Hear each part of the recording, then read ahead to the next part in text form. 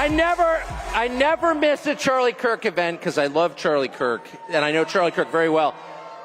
But I always forget what the walkout is like, and I feel like I'm going to have a seizure. It's like free.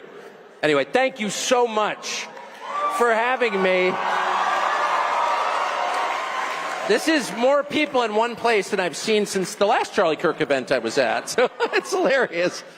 So I notice everyone's been talking about Epstein tonight, and I want to kind of differ from the crowd a little bit in saying that I watched Ben Shapiro yesterday, and now, before you boo me, I thought he made a really solid point. He's like, it happened a long time ago.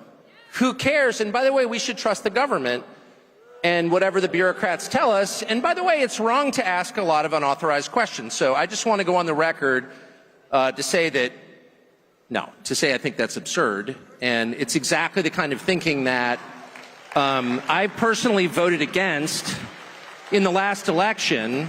In the last election, I spent a lot of the month of October campaigning with and for the president. I voted for the president.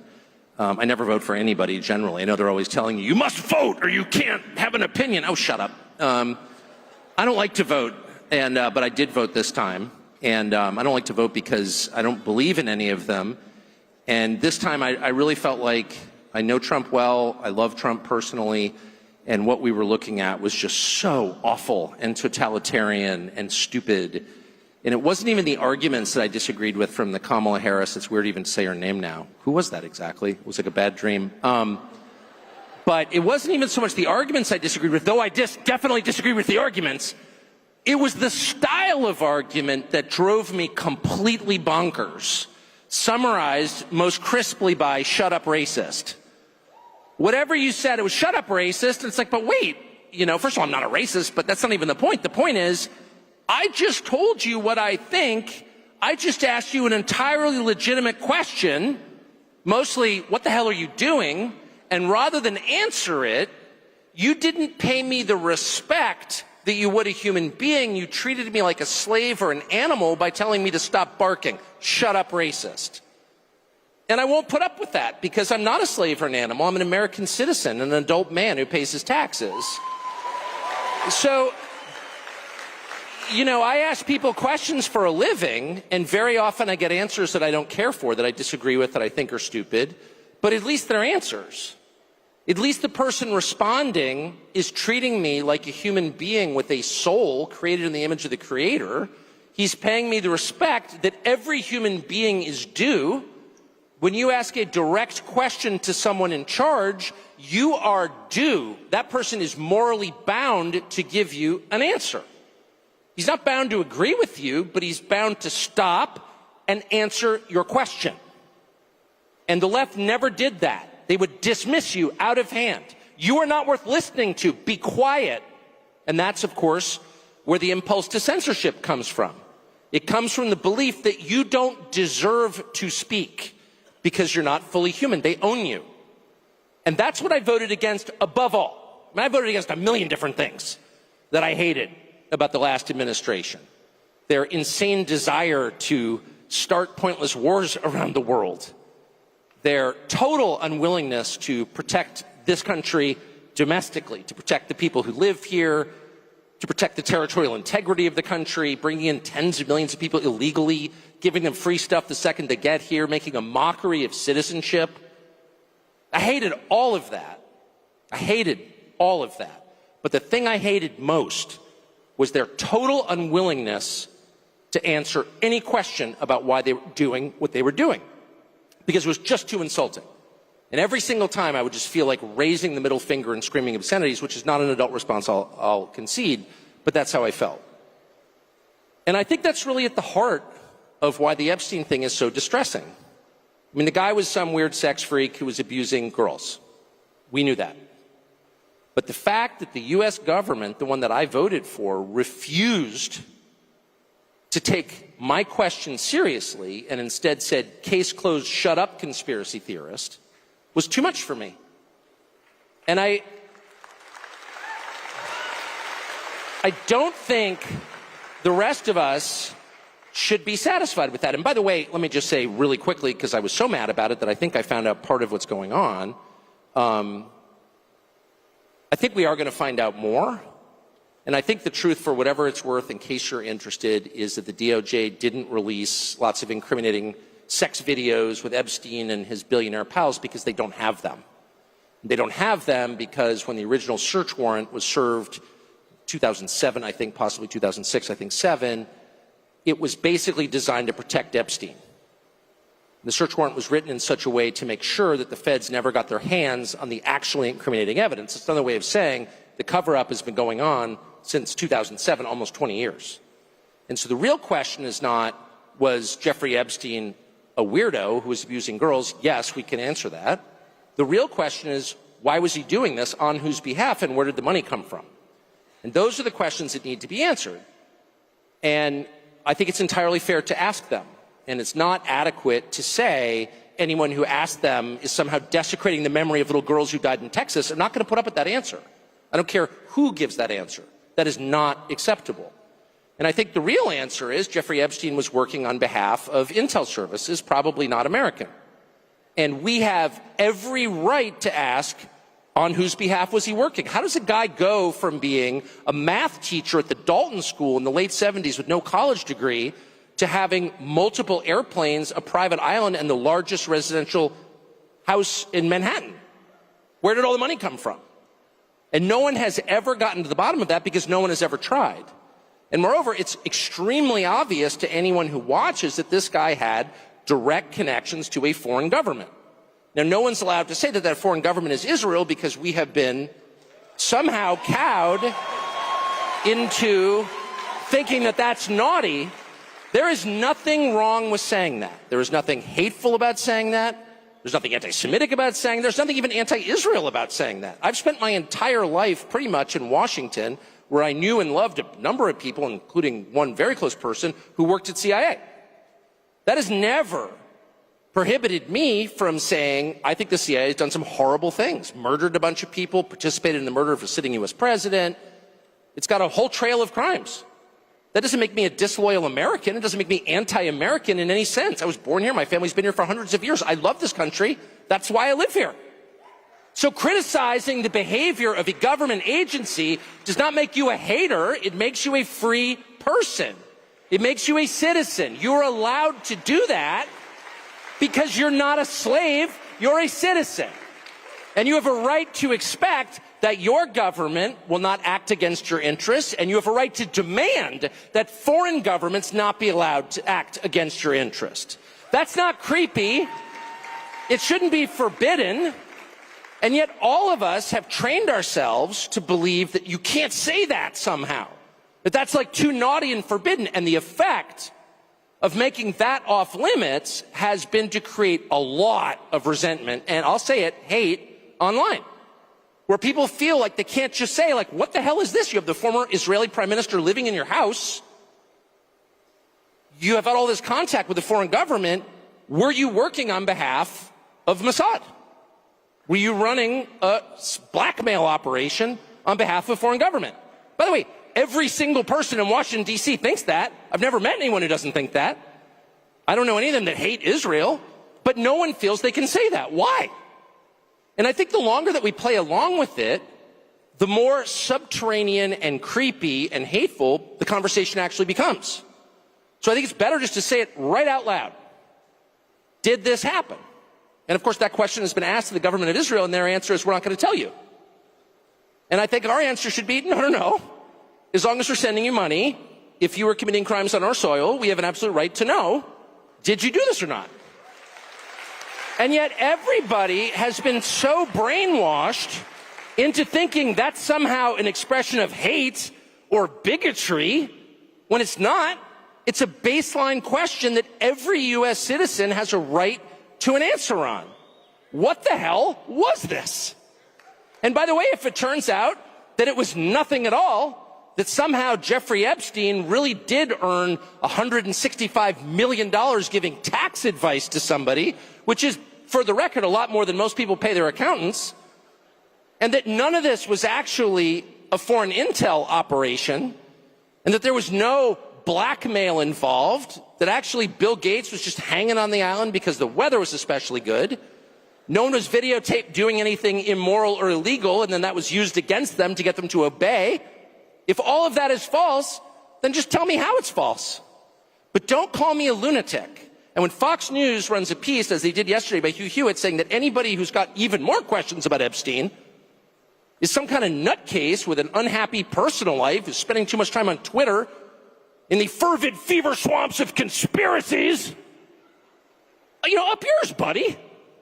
Then why don't you answer the question then?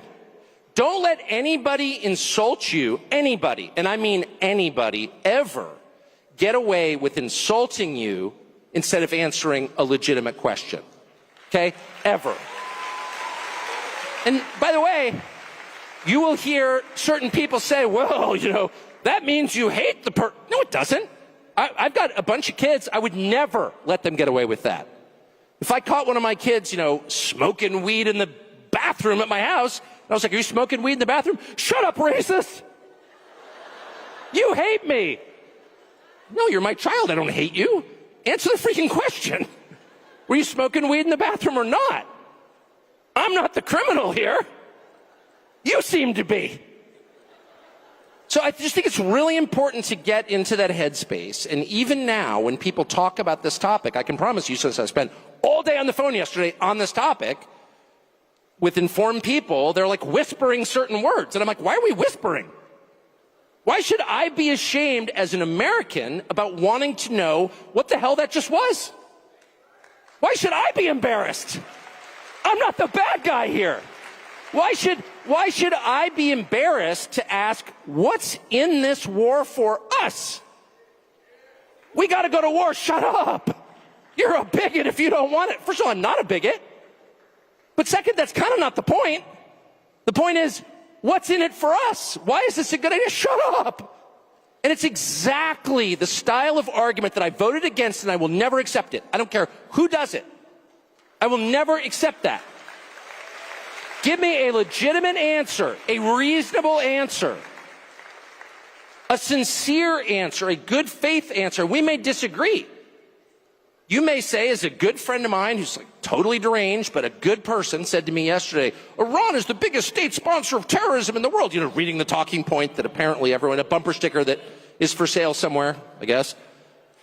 And I'm like, okay, I don't even know what that means exactly, but how many Americans have been killed by Shia terrorism in my lifetime, which is 56 years? I can't think of any. I'm sure there have been some in the United States. There have been Shia terror attacks sponsored by Iran in the U.S. I can't think of any. There was 9/11. That was a Sunni terror attack. And then there's the drug epidemic, which has killed more than 1 million people during that same period. People I know, my next-door neighbor's kid, dead. A bunch of people I know have died. And a bunch have been totally screwed up and taken out of life, basically. Their lives have been hollowed out. They're husks. They've been totally destroyed by drugs. That's the reality that I live in the United States. So you're telling me Iran is a bigger threat than the people peddling this garbage? I don't think so. Not where I live, it's not. Oh, shut up. And the person literally said, we're going to have to agree to disagree. Disagree with what? What are you even talking about? But at least he gave me an answer. He didn't say, oh, you hate so-and-so. He didn't go immediately to motive. Okay, so this is always the tell.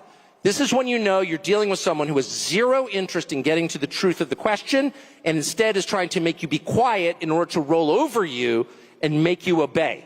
And the tell is when they go immediately to motive.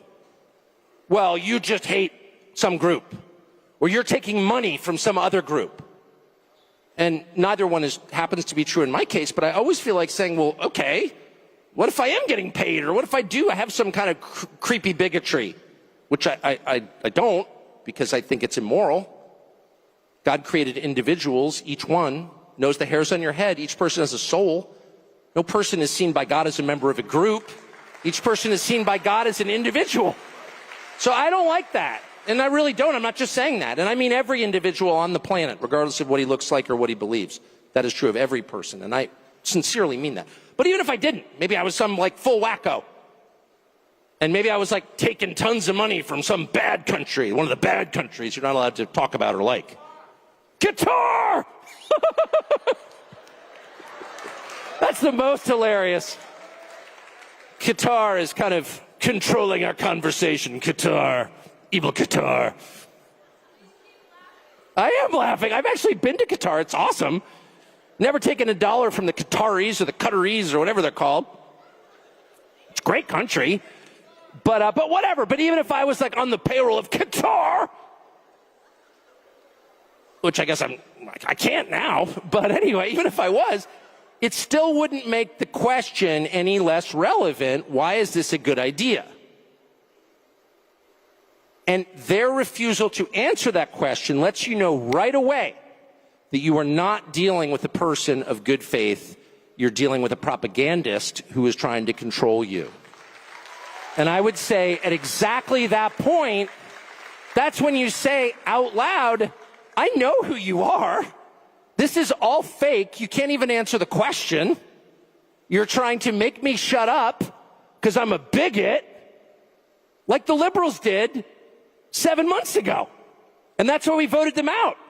So I'm not putting up with that. I voted against this, and I won't tolerate it. So the second point I would make, before maybe taking a couple of your hostile questions, I hope, about Qatar, is I was brooding about this today. What about the Epstein story is so uniquely infuriating? And I'll just say, I mean, I've never met Epstein, but I mean, I know a million people who knew Jeffrey Epstein. It is true that he was around. Like, everyone knew Jeffrey Epstein.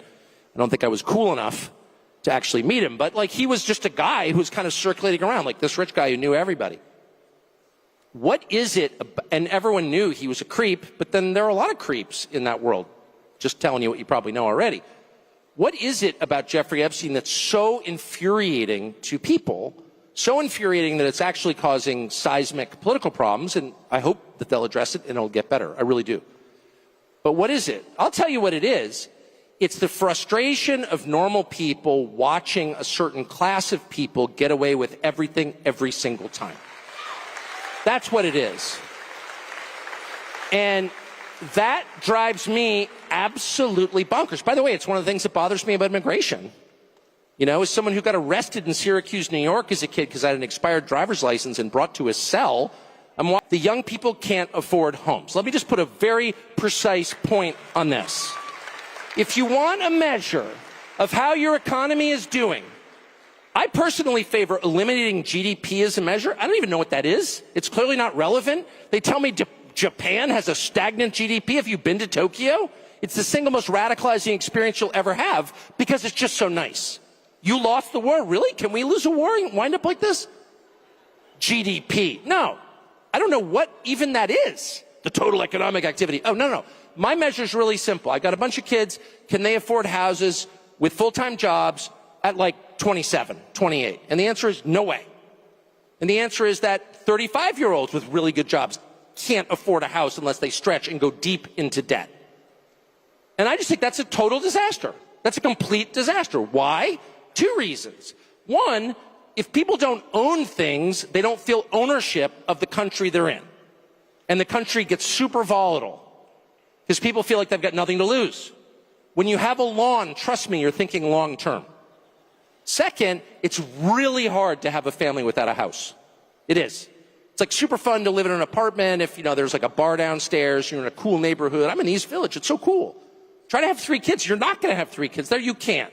Nobody wants to raise their kids in that neighborhood. Nobody wants to raise their kids in an apartment. People do it because they have to. Nobody wants to.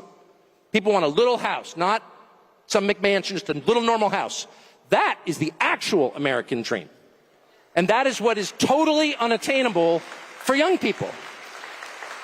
And so the only young people in general that you will ever meet who have houses are young people whose parents help them. And God bless their parents. That's a perfectly great thing to do for your kids. But most people's parents can't afford to do that because they're already in debt from their pointless college degree. So that is a national emergency. And I know that there are certain cable channels that are spending all this time talking about, oh, they're about to elect a socialist in New York City, which obviously I'm opposed to it. He's not even a real socialist. He's like a trainee vax, rich kid liberal guy. Mom Donnie. He's a fake leftist, but whatever. Why do you think that's happening? One of the reasons it's happening is because normal people with normal jobs no longer believe they can win in this system and that all the money is going to the worst people. And no one even stops to ask what the hell is going on? How did Bill Ackman get so rich? I mean, I know he went on CNBC and like talked down Herbalife. You know, bet against companies by driving down their stock prices. That's what he's been accused of. I'm not accusing him here because he's sue me if I do. I'm just suggesting others believe that might have happened. He's already threatened to sue me for saying that. But there are plenty of people who do that. And I'm not saying even that it should be illegal. What I'm saying is that our leadership class should say something about it and should assign a moral value to it. And if you're getting rich by loaning money to people at incredibly high interest rates, that's something you're going to have to talk to God about. That is not good. That is not virtuous. That's disgusting. And the fact that nobody feels free to say that, nobody feels like you can just say like 30% on a credit card? Why is anybody paying a credit card bill? I said to somebody recently, I feel like I'm very moderate and sensible and, well, yeah, that's what they used to call it. It was forbidden. I said to someone recently, you know, we really need a political party where people just like, it's the, hey, I'm not paying my credit card bill party. And let's just bring down Citibank. Just not permanently, maybe permanently. But what credit card debt is the single biggest cause of human suffering that I'm aware of in the United States. It's not Iran. Iran's not doing that. Oh, you, a tool of the Ayatollah. No. I'm actually Episcopalian, not Shiite. Not a tool of the Ayatollah. I'm just very committed to observing physical reality and drawing my conclusions from that. I'm what we call a physicalist. I believe in the things right in front of me, the things I can touch and smell. And the people I can touch and smell are suffering not from Iran, not from Qatar. They're suffering from their credit cards and their inability of their kids to buy a house. Yeah. I don't think Dan Crenshaw is sold on this. Dan Crenshaw believes our threats are in other countries. Okay, they may be, but how are they bigger than credit card interest? So I suggest to this person, who's a really good guy, I was like, hey, why don't we start, I'm not going to pay my credit card bill party, or I'm not going to pay my mortgage. You know, because they always say, like, if the very rich, if you borrow enough from a bank, you're kind of in charge of the bank because they need you to pay them back, so they're totally happy to negotiate terms with you. But if you borrow a little bit from the bank, they'll just take your house away. So what if people got together and just decided, wait a second, 30% interest is a lot, especially since they're pushing credit cards on kids like crack. And I know that conservatives are always like, well, it's your fault if you don't pay back the credit card. Yeah, okay, it's my fault, but maybe it's a little bit their fault too. They're pushing this crap on kids. So I say to this guy, maybe just people get together, not like everybody, but just a couple million people are not going to pay our credit cards, and just like bring the bank to its knees, and the CEO weeps on television, they readjust it down a little bit. And he goes, oh, no, that's radical. That's too radical. And I'm like, I don't think I'm very radical. I think I'm like very moderate, super moderate. I hate change. My parents got divorced. I hate change. I like things to be exactly the same every day. I'm not radical. What I am is very worried that if we don't do something really soon, we're going to wind up like New York City. That there's going to be actual radicalism. And that radicalism will take very unhelpful forms. And you're going to see race and ethnic hatred that's real. And that you're going to see people behaving in hard-to-control ways. If you deny people what they actually want long enough, and instead substitute things that you claim they should want, like bombing Iran, you know? I mean, I'm not for Iran, where you spend all day telling me that it's so important that, you know, boys not playing girls' soccer teams, whatever. I agree. I hate the tranny stuff passionately. I think you should keep the boys off girls' soccer teams. But I don't know. It kind of feels like you're feeding me appetizers. At some point, I want to look around and see a better country. I want to see a country I recognize. I don't want to see people sleeping on the sidewalk. I don't want to see people ODing on drugs. I want to know where those drugs coming from. Why can't you stop it? You've got the U.S. military. Don't you have SEAL Team 6? Like, what are they doing today? Don't you have Delta Force? You could give me another segment about how impressive the U.S. military is? I believe you. Why aren't they employed to make my country better? Why are my cities disgusting? I don't even want to go there. It smells like weed and halal food. And you're lecturing me about how it's a great moral victory that I kicked the boys off the girls' soccer team? Good, I'm so glad. But let's do the real stuff, like making New York livable. and create an economy where my kids can have kids. How about this? How about we just make the measure really super simple? Can my children have without the benefit of like the great luck I have had, can they have a roughly approximate life that I had? Or how about just a middle class life? Can they like get married young, as I did, and like have 4 kids and, you know, take a couple jobs, work hard and all that stuff? But in the end, it's like, fine. Can they do that? Or is that like so remote a possibility that you need to tell me that Iran is the real threat to take my mind off the fact that you stole all the money and screwed up my country beyond recognition? So I guess what I would say before I have an actual aneurysm is, unless we say to the people in charge, we are going to determine what's important, you need to listen to us, your voters, about what we actually care about. I'll take a lecture for about 10 minutes. I can do that. I went to school. You know, I'm used to sitting there and being like, oh, yeah, okay, the Axis powers, that's so important. Thank you for telling me. I can take a lecture for about 10 minutes, and they're like telling me Iran is the greatest sponsor of terrorism. Okay, that's great. I hate Iran. Got it. But at some point, I want to pipe up and say, yeah, but what are you going to do about Union Station in Washington, D.C., which is filled with passed-out drug addicts with spreading urine stains? Like, it wasn't that way. I was here. How did that happen, and why aren't you fixing it? And by the way, if you don't fix it or even acknowledge it, dude, bad things could happen. Like, wake up. Time is to wake up out of your freaking fantasy world where you think telling the rest of us to shut up is enough. If you keep doing that, you know, this could go in dark direction. So I think it's so important for every person to look around and make your own decisions about what's important. What's important to you? What around you in your life? What do you see in your family, among your friends, in the town that you live in that's going wrong? Those are the biggest problems. Not what some shill on television is telling you your biggest problems are. He can shut up, but he won't. But look around. What's the biggest problem in your life?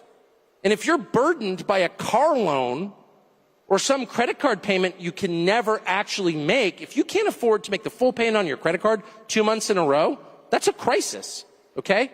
That's a crisis. If you're in the hole to DraftKings to a point where you can't pay, no, I'm serious.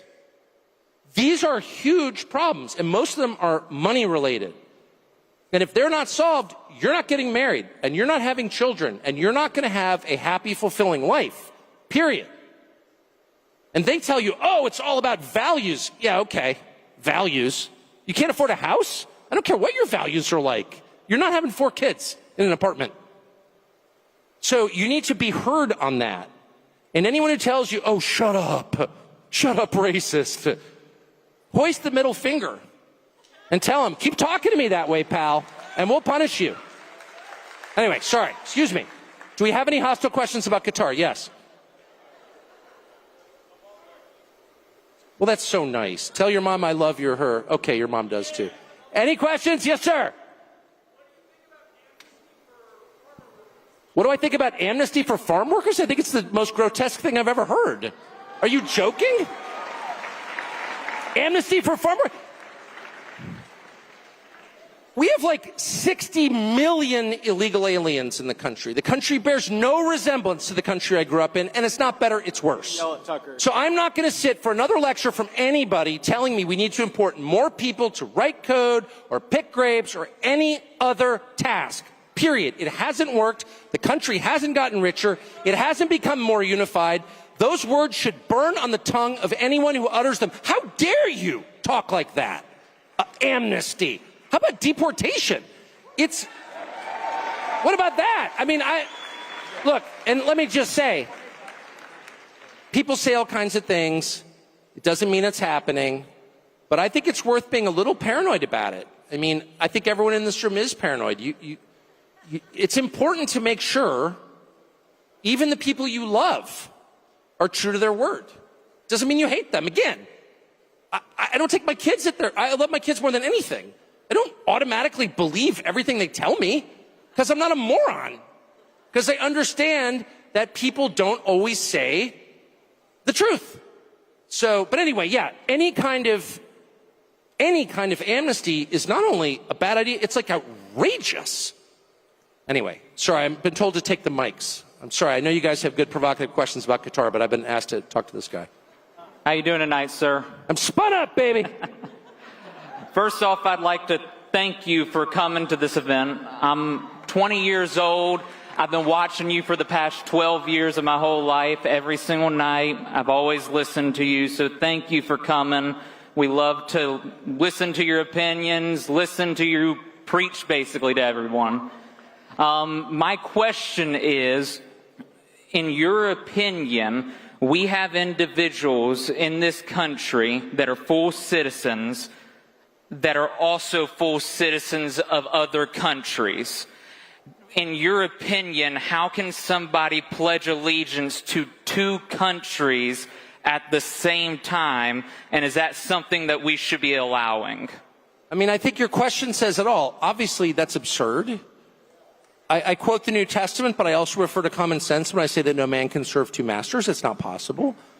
I only have one wife for that reason. You say to your wife, I'm going to take another wife, but I'm going to love you just as much. Nothing's going to change. My wife's going to look at me like, no, it's one wife. Because you can only really pledge your loyalty to one person or one country. That's just a fact. And there's also a sense, and this is relevant to me, and I know you're speaking about Israel, but it's not just Israel, to be honest. I think it's a huge problem. I think anybody, by the way, who serves in a foreign military should lose his citizenship immediately. There are a lot of Americans who've served in the IDF. They should lose their citizenship. There's a lot of Americans who've served in Ukraine, and they should lose their citizenship. You can't fight for another country and remain an American, period. Obviously. I mean, it's like not even, it's so funny how all of us have been cowed into being like, oh, that's hate speech. No, it's not. You don't hear hate in my voice because there isn't any. It's just an obvious recognition of the truth. But there's a more insidious thing, and I say it's not just Israel. I'm not just trying to like give myself cover. I'm being honest. There are a ton of countries that offer citizenship, actually, some of which I love. I have been offered citizenship in a couple different countries that I really like, and I thought about it. And then I thought, no, there's something about being lashed to the mast. Like, everyone can see that America's in trouble, the demographic trends are really bad, and the country's decaying, its cities are falling apart. So you're like, oh, wow, you know, maybe I should flee. And then I'm like, my ancestors are from here. My parents are buried right across from my kitchen. I'm staying here. And the second you make that decision in your head, like, I don't care what happens to America, I will be here, it totally changes your attitude. You're like, I don't even care. It's my country. And they've been here for so long and fought in all of these wars. My ancestors, and I'm sure yours, would be totally shocked by some of the conversations. Foreign flags in the Congress? Are you joking? Get out. And so, no, once you decide you're all in on your country, it really changes the way you approach everything. And by the way, it should be the baseline requirement. You shouldn't be allowed to serve in government if you're not a U.S. citizen or you're a dual citizen. Are you joking? Of course not. And I would love to know what the justification is. And of course, there isn't one, which is why they're allowed to just write you off as some sort of like freak, some internet freak, hater, Nazi, whatever. No, I'm not. Just an American who loves my country, and I think it's fair to demand that the people running my country love it every bit as much as I do.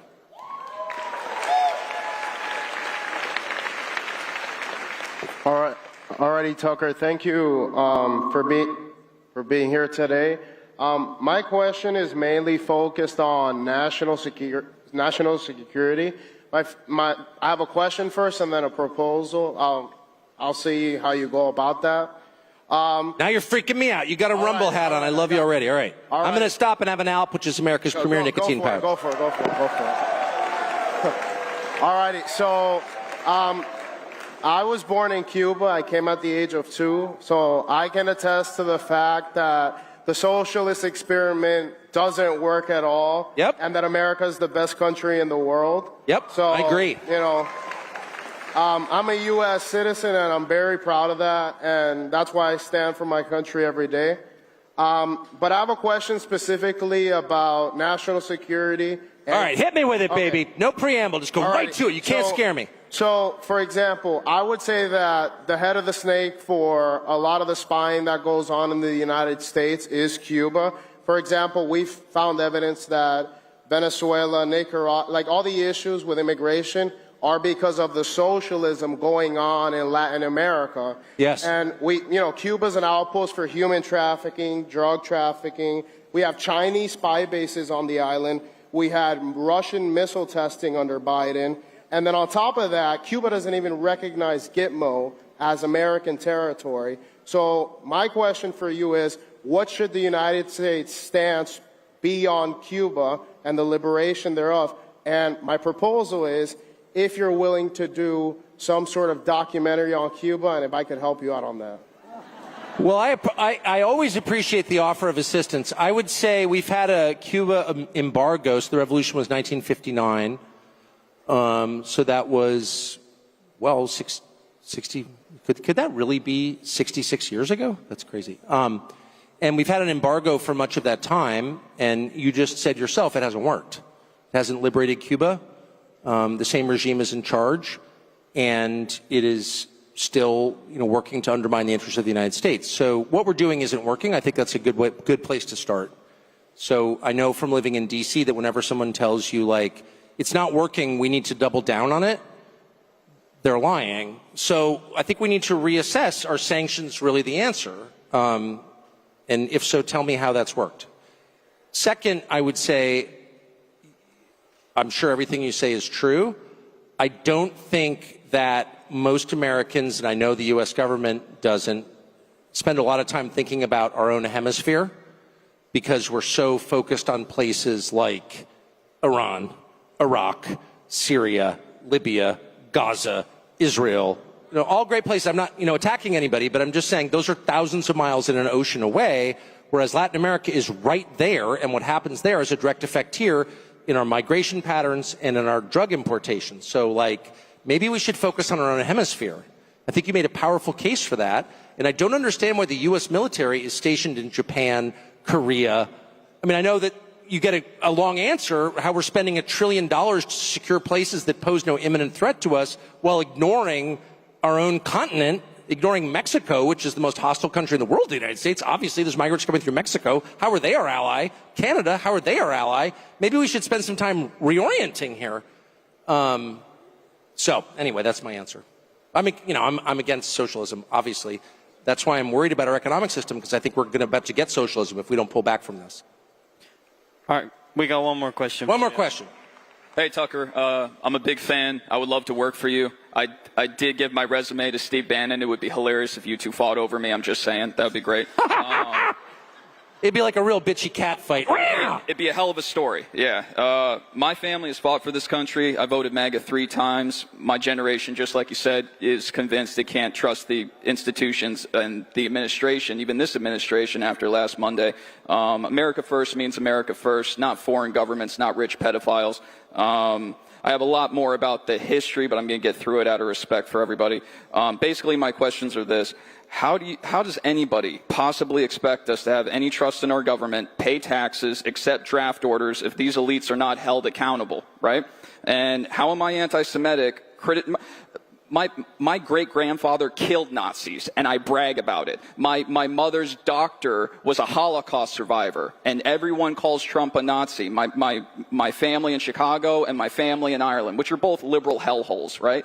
And it's pretty convenient that if he did criticize Israel, everyone could just say, look, I told you so, but that's not the point. Anyways, and finally, and how am I anti-Semitic when all my sources are Jewish, Israeli publications, and Holocaust survivors? And finally, and by far the most important, why can I burn an American flag in my country, but I get a mark by my name if I burn Israel's? How? I think that's an entirely fair question. It's totally outrageous. You got 65 million people here illegally, according to the administration, and the only ones who are deported are ones who criticize a foreign country. I don't understand it.